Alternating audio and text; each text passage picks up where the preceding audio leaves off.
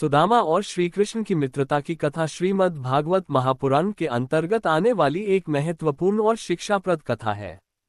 ये कथा न केवल भगवान श्रीकृष्ण की महिमा का बखान करती है, बल्कि मित्रता, भक्ति और निस्वार्थ प्रेम के गहरे संदेश भी देती है। आइए इस कथा को विस्तार से समझते हैं। श्री कृष्ण और सुदामा दोनों ही सांदीपनि ऋषि के गुरुकुल में शिक्षा ग्रहण कर रहे थे। गुरुकुल का जीवन सरल और अनुशासन से भरा हुआ था, जहां सभी शिष्य समान रूप से व्यवहार करते थे, चाहे वे राजा हो या गरीब। श्री कृष्ण और सुदामा के बीच गहरी मित्रता थी।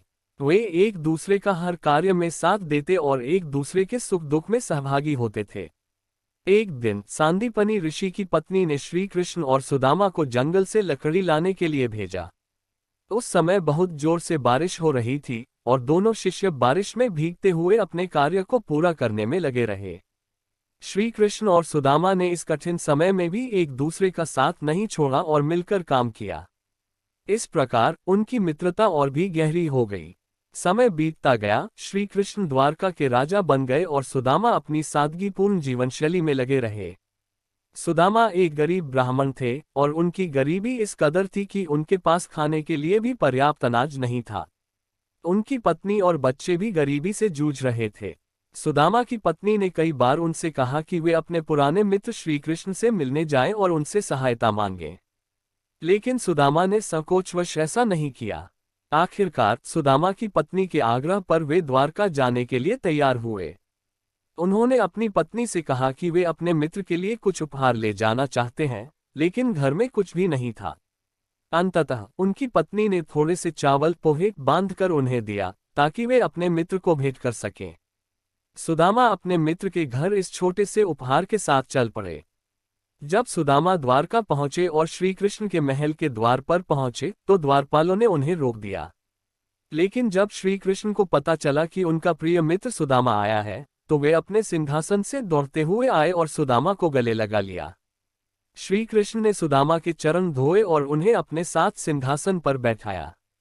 ये देखकर वहां उपस्थित सभी लोग चकित हो गए कि द्वारका के राजा अपने गरीब मित्र का इतना आदर कर रहे हैं। सुदामा संकोचवश अपने चावल की पोटली श्री कृष्ण को देने में हिचकिचा रहे थे, लेकिन श्री कृष्ण ने उनके संकोच को समझते हुए वह पोटली मांगी और जब उन्होंने पोटली खोली तो उसमें पोहे देखकर अत्यधिक प्रसन्न हुए।